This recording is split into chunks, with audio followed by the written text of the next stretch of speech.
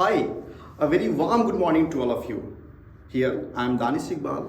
Today I will discuss briefly about the RAS mechanism. Do you know what is meant by RAS mechanism? And when it activates in our body and what happens when it activates in our body? तो चलिए चलते हैं, देखते हैं कि क्या होता है रास मैकेनिज्म के अंदर. Let's get started. RAS mechanism. RAS mechanism, that is renin angiotensin aldosterone system. सबसे पहले हमें समझना होगा कि किडनी हमारे बॉडी के अंदर तीन तरीके से अपने फंक्शंस को रेगुलेट करती है, जिसमें पहला जो तरीका है बाई जक्स्ट्राग्लोमेरुलर apparatus, जो दूसरा तरीका है बाई हाइपोथैलेमस और जो तीसरा तरीका है बाई हार्ट. ठीक है, जो हमारे बॉडी के अंदर किडनी प्रेजेंट है, किडनी अपने फंक्शंस को तीन तरीके से रेगुलेट करती है.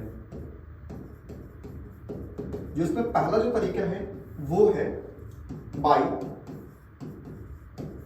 जक्स्ट्राग्लोमेरुलर apparatus. जो दूसरा तरीका है किडनी के फंक्शन को रेगुलेट करने के लिए वो होता है बाई हाइपोथैलेमस, और जो तीसरा तरीका होता है बाई हार्ट. हमें वन बाई वन करके डिस्कस करना है. सबसे पहले हम लोग डिस्कस करते हैं कैसे किडनी अपने फंक्शंस को जक्स्ट्राग्लोमेरुलर apparatus के हेल्प से कंट्रोल करती है, रेगुलेट करती है. उससे पहले हमें समझना होगा कि जक्स्ट्राग्लोमेरुलर apparatus के अंदर कौन कौन से कंपोनेंट्स प्रेजेंट हैं. तो बेसिकली जक्स्ट्राग्लोमेरुलर apparatus के अंदर दो कंपोनेंट प्रेजेंट हैं. One is macula densa and the second one is Jazzy sales. अब क्या होता है ये मैकुला डेंसा, क्या होता है ये जेजी सेल? सबसे पहले हमें उसको समझना होगा. तो उसको समझने के पहले हमें स्ट्रक्चर देखना होगा कि कैसे हमारे बॉडी के अंदर कैसे प्रेजेंट है बॉमन्स कैप्सूल और उसके साथ कैसे प्रेजेंट है एफरेंट और इफरेंट आर्टेरियोल. मान लेते हैं कि हमारे बॉडी के अंदर ये बॉमन्स कैप्सूल है.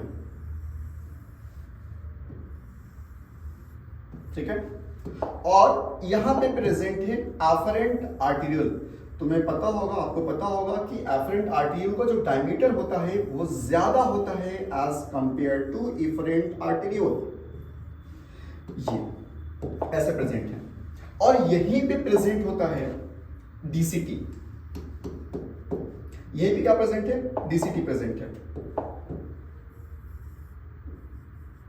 This is DCT. डीसीटी के वॉल्स के ऊपर कुछ मॉडिफाइड कॉलमनार सेल्स प्रेजेंट होते हैं. ये मॉडिफाइड कॉलमनार सेल्स होते हैं उसी को हम बोलते हैं मैकुला डेंसा.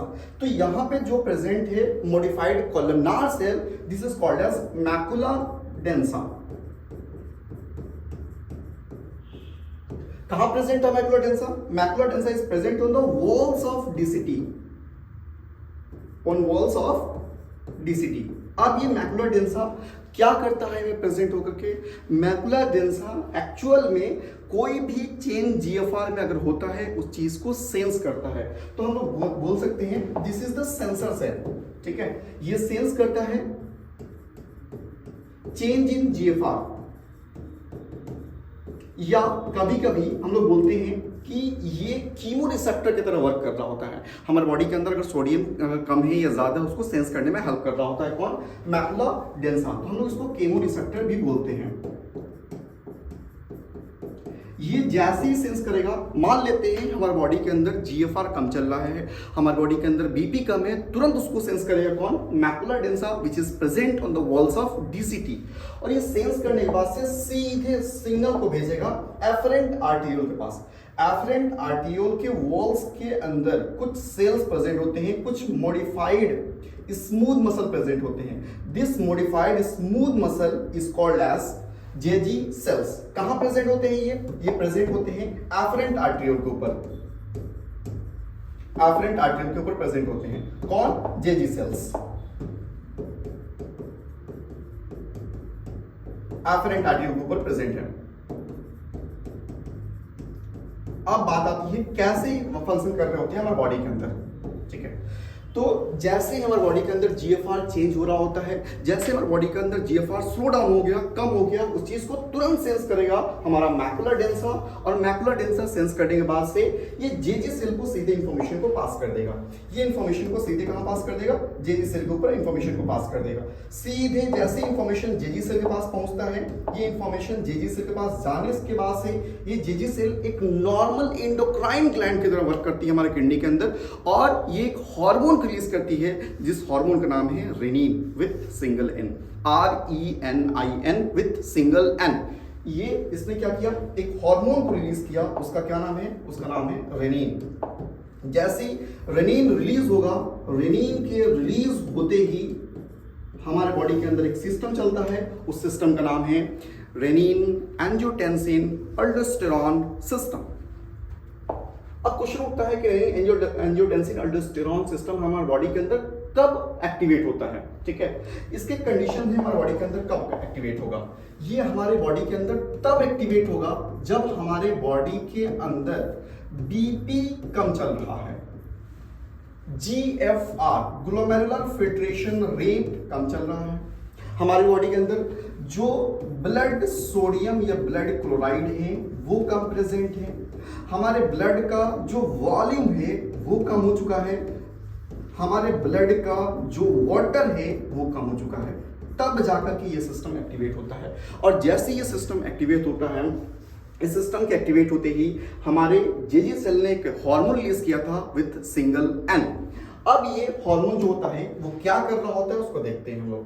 मान लेते हैं कि ये हमारा ब्लड वेसल्स है। अब होता क्या है कि हमारे बॉडी के अंदर लीवर प्रेजेंट होता है, और लीवर एक हार्मोन का सिक्रीशन करता है, सॉरी,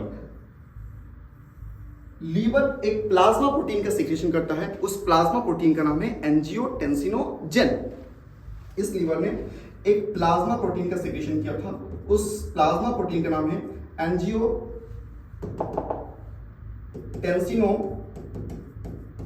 अब ये ओजिन फॉर्म में है तो इनएक्टिव फॉर्म में प्रेजेंट है। ठीक है, जैसे ही ये प्लाज्मा प्रोटीन लीवर ने इसको सीक्रेट किया था, ये लीवर ने सीक्रेट करके इसको छोड़ दिया था ब्लड के प्लाज्मा के अंदर। ठीक है, अब इस एंजियोटेंसिनोजेन के ऊपर जो यहां से जेजी सेल से हमारा रेनिन निकला है, ये रेनिन इसके ऊपर आकर के एक्ट कर जाएगा। जैसे उसके ऊपर आकर के हमारा रेनिन इसके ऊपर एक्ट करेगा, इस एंजियोटेंसिनोजेन को कन्वर्ट कर देगा एंजियोटेंसिन फर्स्ट के अंदर, एंजियोटेंसिन फर्स्ट के अंदर। एंजियोटेंसिन फर्स्ट ये पार्शियली एक्टिव फॉर्म होता है, कंप्लीटली एक्टिव फॉर्म नहीं होता है, इसलिए प्रॉपर तरीके से फंक्शन नहीं कर पाता है। अब इसको एक्टिवेट करने के लिए क्या करना होगा हमें? अब इसको एक्टिवेट करने के लिए जैसे ही हमारा ब्लड हमारे लंग्स के अंदर पहुंचता है, हमारे जो लंग्स होते हैं एक दूसरी एंजाइम रिलीज करते हैं, उस एंजाइम का नाम है angiotensin converting enzyme, that is ACE। कौन रिलीज कर रहा है ACE को भाई? ACE रिलीज होता है हमारे लंग्स से। कौन रिलीज कर रहा? इसको हमारे लंग्स रिलीज कर रहे हैं, हमारे लंग्स इसको क्या कर रहे हैं? रिलीज कर रहे हैं एंजियोटेंसिन कन्वर्टिंग एंजाइम को। जैसे ACE angiotensin converting enzyme angiotensin first के ऊपर एक्ट करेगा, ये इसको कन्वर्ट कर देगा एंजियोटेंसिन सेकंड के अंदर। अब इसके किसको अंदर चेंज कर दिया? इसने चेंज कर दिया इसको एंजियोटेंसिन सेकंड के अंदर। जैसे ही एंजियोटेंसिन सेकंड का फॉर्मेशन हुआ, this is the completely active form. जैसे ही एंजियोटेंसिन सेकंड का फॉर्मेशन हुआ, ये पोटेंट वैसोकंस्ट्रिक्टर है और ये वर्क करेगा हमारे बॉडी के अंदर। क्या वर्क करेगा उसको देख लेते हैं। जैसे ही हमारे बॉडी के अंदर एंजियोटेंसिन सेकंड का सेक्रेशन हुआ, ये एंजियोटेंसिन 2 क्या करेगा हमारे बॉडी के अंदर? ये 3 चीज करवाएगा। पहला जो चीज कराएगा एंजियोटेंसिन 2, पहला वो करवाएगा कि हमारे ब्लड वेसल्स को कॉन्स्ट्रिक्ट कराएगा। ठीक है, हमारे वैसोकंस्ट्रिक्टर की तरह वर्क करेगा, और ये वैसोकंस्ट्रिक्टर की तरह वर्क करके इफरेंट आर्टेरियोल को कॉन्स्ट्रिक्ट करेगा। जैसे इफरेंट आर्टेरियोल कॉन्स्ट्रिक्ट होगा, इफरेंट आर्टेरियोल को कॉन्स्ट्रिक्ट होते ही ब्लड प्रेशर इंक्रीज कर जाएगा, और जैसे ही ब्लड प्रेशर इंक्रीज कर जाएगा GFR इंक्रीज कर जाएगा। तो एंजियोटेंसिन 2 का काम है कि इसने क्या किया, ये पोटेंट वैसोकंस्ट्रिक्टर है, पोटेंट वैसोकंस्ट्रिक्टर है। क्या करेगा ये भाई? ये 3 काम करेगा। पहला करेगा क्या कि कॉन्स्ट्रिक्ट करेगा हमारे इफरेंट आर्टरी को, कॉन्स्ट्रिक्ट्स इफरेंट आर्टेरियोल। जैसे ही हमारा इफरेंट आर्टेरियोल कॉन्स्ट्रिक्ट होगा, इफरेंट आर्टेरियोल कॉन्स्ट्रिक्ट होने से हमारा बीपी क्या कर जाएगा, इंक्रीज कर जाएगा, और बीपी जैसे ही इंक्रीज करेगा जीएफआर भी क्या होगा, इंक्रीज कर जाएगा। तो जो हमारा पहला जो प्रॉब्लम हुई थी कि हमारे अंदर बॉडी के अंदर जो बीपी कम हो गया था, जो जीएफआर कम हो गया था, वो ऑटोमेटिकली क्या हो जाएगा, रेगुलेट हो जाएगा। दूसरा, ये क्या करेगा, एक पोटेंट कॉन्स्ट्रिक्टर है, तो उसके साथ साथ ये क्या करेगा कि कंडीशन, ये रीअब्जॉर्प्शन कराएगा, रीअब्जॉर्प्शन कराएगा वाटर का और सोडियम का। कहां से रीअब्जॉर्प्शन कराएगा वाटर का और सोडियम का, पीसीटी से रीअब्जॉर्प्शन कराएगा, फ्रॉम प्रॉक्सिमल कॉन्वलेटेड ट्यूब्यूल से रीअब्जॉर्प्शन कराएगा। ये तीसरा क्या करेगा फंक्शन, ये तीसरा इसका फंक्शन ये कर रहा है कि जब एंजियोटेंसिन सेकंड का सिक्रेशन होता है, एंजियोटेंसिन 2 का जब फॉर्मेशन होता है, ये एंजियोटेंसिन 2 एक्ट करता है हमारे एड्रिनल कॉर्टेक्स के ऊपर, और एड्रिनल कॉर्टेक्स के अंदर जो जोना ग्लोमेरुलसा लेयर रहता है उसका ऊपर एक्ट करेगा, और जैसे उसके ऊपर एक्ट करेगा वहां से एक स्टेरॉयडल हार्मोन का सिक्रेशन करेगा, उसका नाम है अल्डोस्टेरॉन। तो जैसे ये निकला, ये स्टिमुलेट करेगा, किसको स्टिमुलेट करेगा, एड्रिनल कॉर्टेक्स को। एड्रिनल कॉर्टेक्स कौन से लेयर को स्टिमुलेट करने वाला है, जोना ग्लोमेरुलोसा को स्टिमुलेट करने वाला है, जोना ग्लोमेरुलोसा को स्टिमुलेट करना है। अब ये जैसे ही जोना ग्लोमेरुलोसा स्टिमुलेट होगा, अपने अंदर से एक स्टेरॉयडल हार्मोन को सीक्रेट करने वाला है, उस स्टेरॉयडल हार्मोन का नाम है अल्डोस्टेरॉन। अल्डोस्टेरॉन का सीक्रेशन करेगा। जैसे ही अल्डोस्टेरॉन का सिक्रेशन होता है, अल्डोस्टेरॉन क्या करता है, अल्डोस्टेरॉन एक्ट करता है हमारे कलेक्टिंग डक्ट के ऊपर, अल्डोस्टेरॉन एक्ट करता है हमारे डीसीटी के ऊपर, और जैसे ही अल्डोस्टेरॉन डीसीटी और कलेक्टिंग डक्ट के ऊपर एक्ट करेगा, वहां से कंडीशनल रीअब्जॉर्प्शन कराएगा वाटर का और सोडियम का। ठीक है, तो वहां पे जब ये एक्ट करेगा, वहां से क्या करेगा, ये कंडीशनल रीअब्जॉर्प्शन कराएगा। किसी से कंडीशनल रीअब्जॉर्प्शन कराएगा, वाटर का और सोडियम का कंडीशनल रीअब्जॉर्प्शन कराएगा, वहां से ये कंडीशनल रीअब्जॉर्प्शन कराएगा, वहां से कंडीशनल